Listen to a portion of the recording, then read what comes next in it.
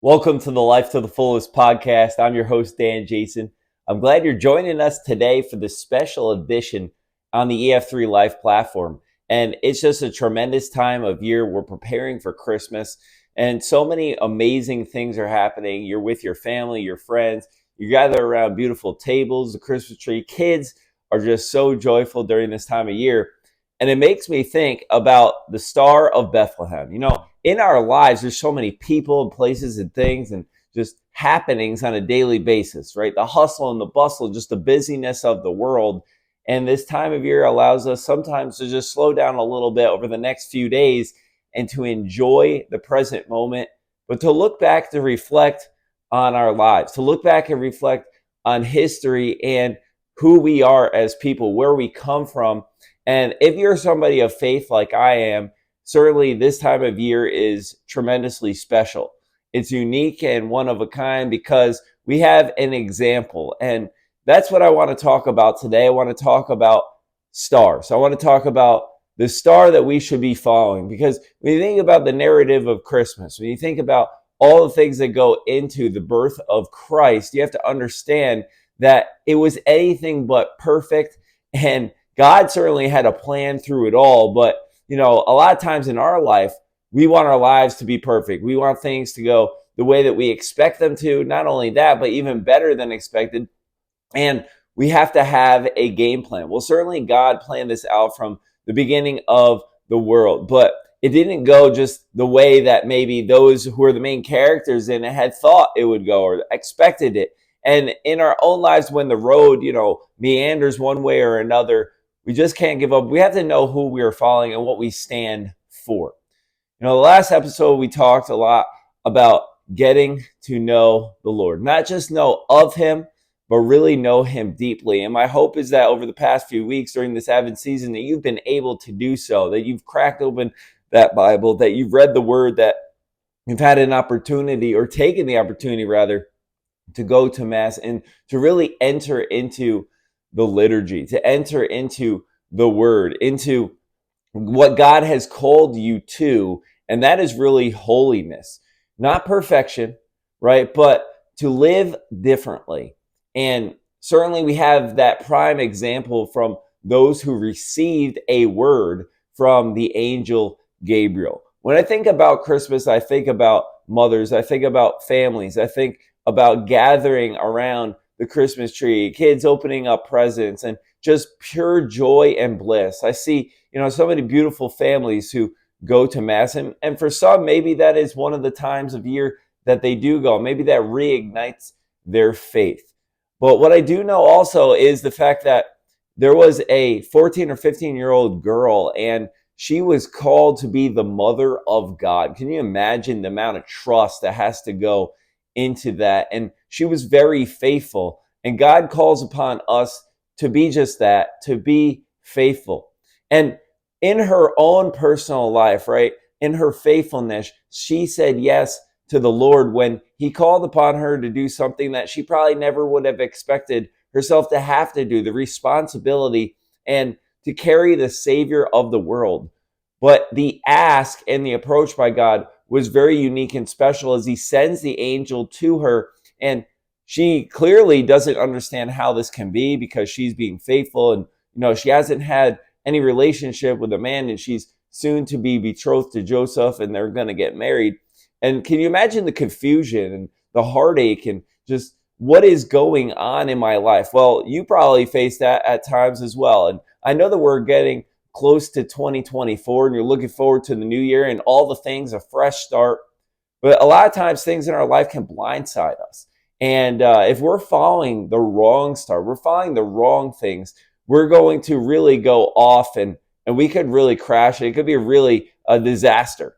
But for Mary, she remained faithful and she pondered it and she questioned it. But all the while, she listened. And when she finally began to understand what was happening a little bit more, and she trusted deeply and relied on her faith, and that was first and foremost. So from the beginning, before, right, the Lord even comes and is born in the stable, we're going to get into all of that. She had to really reflect deeply in her own life and to trust. And my hope is that you could trust a little bit more deeply, right? That you can get a little closer to the Lord, because He's going to help you to walk in ways that you never would have expected, to go down past that you never thought maybe you were ready for. You hear so many people in their life, whether they're at one stage or another, maybe they're deciding, to start a new business venture, or they're sending their kid to school for the first time and they see them get on the school bus. It's like, how do you let go and let God in our life? How can we trust that they're going to be okay amidst a world that is chaotic, and unfortunately people at times are trying to harm these little children? And that was just similar to what Mary and Joseph were facing when they had to travel hundreds and hundreds of miles and continue to trust. And King Herod is trying to kill all of the boys that are 2 years old and under, because he wants to eradicate the one who is the proclaimed savior of the world, right? In the Christ child.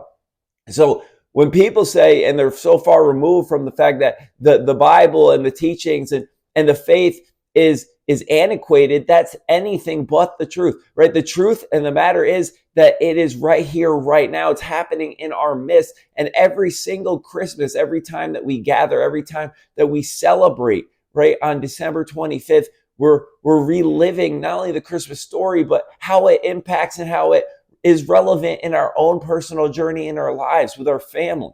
And when I think again about, the Holy Family, right? We think about a family that, is anything but perfect. We have Mary, who is the mother of God, and we have Saint Joseph, right? He's this chaste spouse. He's this guy who's humble. We don't hear too much from him in the passages of Scripture. It's like he's behind the scenes doing everything that had to happen to protect his family from physical harm, to lead his family in holiness and righteousness and prayer, and to be that example. And he comes on the scene, and he's a foster father of Jesus. So when we think about families, and a lot of times people say, oh, it came from a broken family or something that was, difficult. Our family, I didn't have two biological parents and all this kind of thing. Well, the Holy Family was not like this ideal cookie cutter thing, but what they did have was they had faith, they had love, they had trust in God. And what they did do was they followed a star. And there's many stars, especially when I was a kid growing up on TV. You saw Michael Jordan. He was the greatest, the GOAT. He still is, in my opinion. And seeing this basketball star who just continued to win championship after championship and MVP after MVP. And certainly the most amount of work had to go into him honing his craft. But he didn't have it easy either, or it wasn't perfect on the road, right? Getting cut from his high school team, and then eventually making it not only to play at North Carolina, win a championship as a freshman, but again go on to the Chicago Bulls, win 6 titles. Your life has a plan. God has a plan. Let that plan unfold, but follow the star. So you can follow a star that is like Michael Jordan. You can follow movie stars. You can follow those who are doing things on social media. And certainly there are many great impactors, right? There are a lot of people that we should look up to, that are role models, that are helping to lead people in a positive manner. But there are so many things, especially in this day and age, that we are following that is not leading us down the right path. And it's actually not a plate of grace. Instead, it's actually a deception. And unfortunately, there is evil in the world as much as there is joy. And I know you probably are thinking, well, why are we talking about this when Christmas time is here and it's a joyful celebration? Because around the corner is lurking things that you do not know. But if you're following the star, the one, him, Jesus the Christ, the light of the world that shines through the darkness. And there's a reason why Christmas is happening right now during the winter solstice. It is the most dark and dismal time of year. But what happens is that Jesus the Christ is born, and he illuminates the world. He brings hope to people. He shines through the darkness, and it is a light that will never get extinguished, and will lead us, not only like the star that led them to Bethlehem, but also it is the star that leads us to the eternal Bethlehem, the New Jerusalem, heaven. And as a saint, you are called to holiness.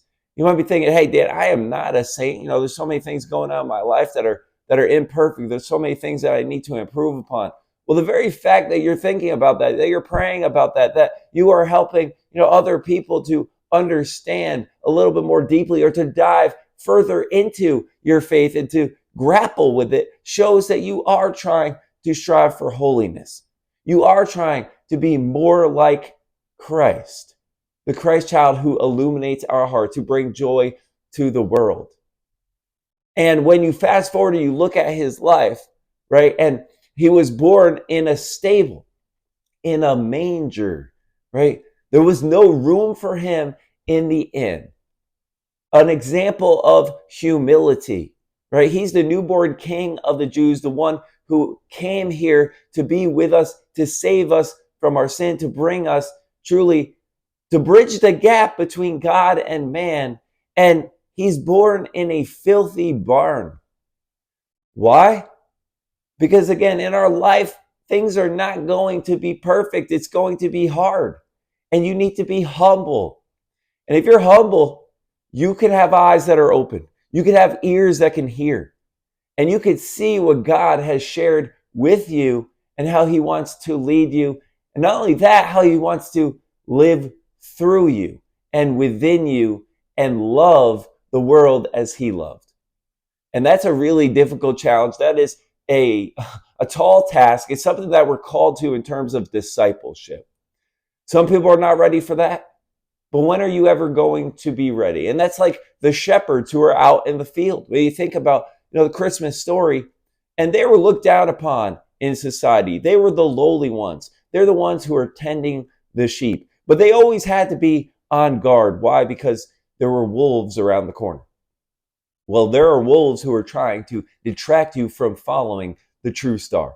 There are wolves that are trying to get you off course, who are trying to devour you, not only in your thought process, to lead you down the wrong path or to harm the way that you think or to interrupt the positive nature of your life. They are trying to consume you fully, right?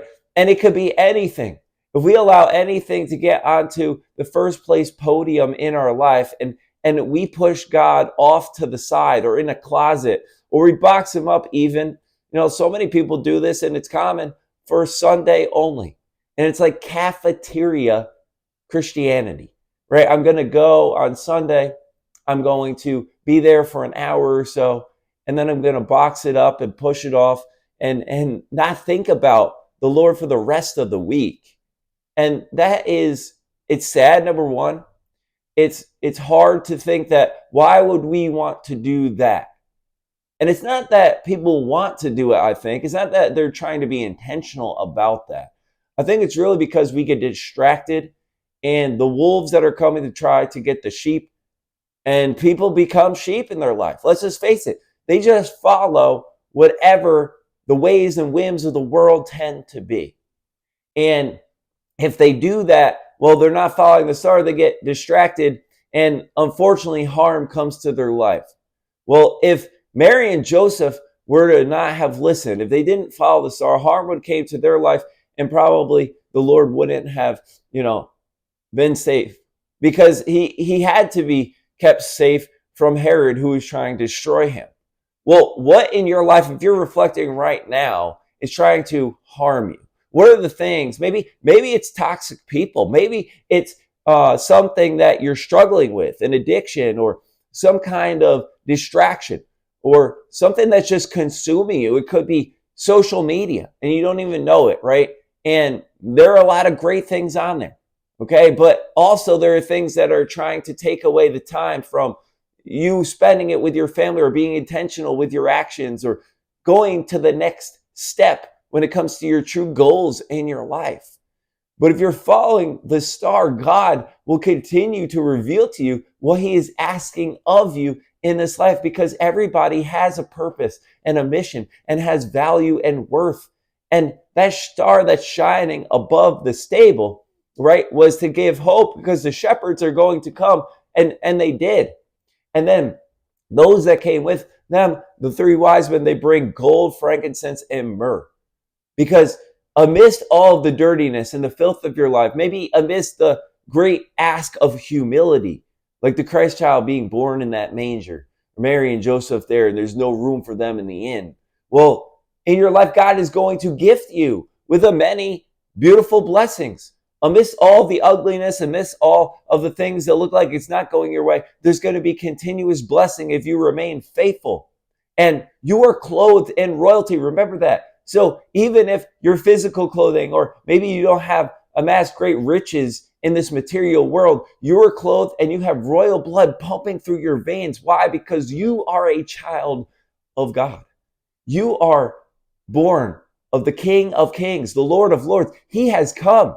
He has come. He is Emmanuel, and he is God with us. And that's why it's not enough to just get to have information about him, to just know him.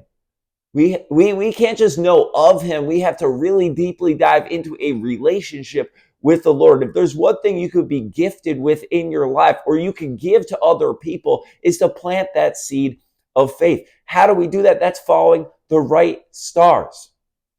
Okay, the true star, right? The North Star in our life is going to be Jesus Christ. There are other people that can lead us, that reflect the light of Christ, that can lead us closer to him. Okay, those are stars to follow as well. I understand that not everybody feels at one point or another that they are a true leader, but they are a leader in some regard. And they don't even have to speak too often. Again, take that humble example of St. Joseph. In the Bible, how many times is it mentioning him? Not too often. He was a carpenter, right? He had a job that was important in that day and age, right, in Nazareth, but he taught Jesus. And because of his faithfulness, he becomes a saint, and he's a humble servant of God. And in doing so, and in saying yes to the call to be the foster father of Christ, well, God prepares a great place for him. And now he's the patron saint of fathers, right? He's leading men closer to the heart of Christ. And that is something that you never know how you're going to be called, or the way that God is going to be able to use your skill set, to be able to use you in a positive manner. If you say yes, even in a small way, he'll open up great opportunities for you. But in order for that to take place, you have to say yes first. That's hard to do, especially when you don't know where the road is taking you, especially when you don't know what the outcome will be. But again, the Holy Family, they did that. Mary and Joseph did it in their own significant and positive ways. They did it as individuals and as a collective effort. And as we think about Christmas, as it is all unfolding, as Christ then is raised up, and we fast forward and we look at then Easter and the culmination of the events. And Jesus is the miracle worker, right? He's the one that comes on the scene and continues to spread light and spread hope, and to give people this new renewed faith. In this new year, where is your renewed faith coming from? What are you turning to? Not only in times of difficulty, but on an average day, in a daily basis. Because here's the thing, you were not made to be average. You were not made to just go through the motions or to waste time in this life. Some people are saying, this is too intense for me. Well, maybe you're thinking that because you're a little bit uncomfortable. And it's okay to get out of your comfort zone. I highly encourage it. Because in order for you to grow, in order for you to prosper, in order for you to become the best version of yourself and to max out your life, you have to go outside of your comfort zone. You have to go into the mud and the mire and persevere during these trials. Because if you do, you will be raised up just like Christ was raised up. And he's going to raise you up continuously in your life because he wants you to illuminate. He wants you to shine bright. He wants you to be a star, but a star that is in accordance and in orbit with the true North Star, with him. Because if you are things, no matter what happens, even in this lifetime, you know that a place has already been prepared for you. You know that there is hope waiting on the other side. You know that the horizon, even the rising of the sun or the setting, and at some point in your life, you're being called from this world. There's something that's greater. You're living for a greater meaning. There is something that you're living for that is far more than just you and yourself. when you're with your family gathered around that table, I highly encourage you, if you can, to open up the scripture, to read the account. Okay, I did it this morning, and it's a beautiful example and a reminder to us what this season is about. Remember the reason for the season. And even when you're thinking about Santa Claus, okay, that comes from Saint Nicholas. What did he do? He was a cheerful giver over, in Europe, like in the Dutch lands. And Saint Nick, what did he went to the poor. He went to those who were lowly. He went to those who were downtrodden, those who were feeling a little bit sad and like the joy had been evaporated from their life. And he went around and he put little things in the kids' shoes. So that way when they woke up in the morning and they went to put on their shoes to go out to school, or to help their parents with different chores, or the parents to go to work, they had something to look forward to. And it brought a smile to their face. It brought joy. It was that cheerful giving. And that's what Christmas is about. It's about a gift. The truest and greatest gift of all is our salvation that comes from the birth of Christ. But the gifts that we give one another every day, could be material gifts around Christmas. Yes, that's a symbol. Just like the Magi brought those gifts to the newborn king. But the gift that you can give to someone else, your time, right? Your talent, your ability to guide, to provide wisdom, a listening ear, great friendship, okay? A helping hand, going into the community and serving, being humble enough to help other people, even in times where you feel like, wow, I don't really want to do this. It's sacrificing for your family. These are all ways that we can truly allow Christ to live in and through us. Okay. It does take a lot of effort. Okay. It's not easy to do. However, I truly believe you will have a little bit more joy. You'll have a greater spring in your step. You will be feeling more fulfilled in your life if you listen to those promptings, if you grapple with your faith a little bit, if you take time to reflect, to slow down, and to remember the reason of this season, who you're following, and whose flock you're part of. Because, like sheep that will just go off and wander away, Christ, he promises us that if we do wander, he'll go after us. He'll go after us even if we're one and he has to leave the 99. He'll go after us because our salvation, our soul, is worth that much to him. And he came. And he came and was born in a manger. And he came and he's the birth of the newborn king. He's the star that's shining through the darkness. He's the star that we're going to continue to follow, because if we do, our faith explodes with great ferocity. If we do, our life becomes meaningful, has purpose, has value, has worth, and we can see others just as they are, beautiful, holy, and a child of God.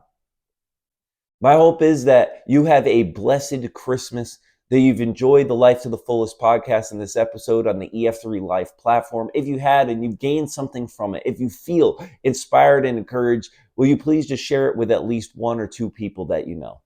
That's the only way for our show to grow. And there's lots of great content. There's free materials. There's also my books like The Saint Next Door and Fire Burning Within, faith-filled workings that I've written, because my hope is to encourage other people, A, to not give up, but B, to also and truly follow, right? Follow the right lead. Because if you're going to be part of a flock, be part of the flock who is led by the good shepherd.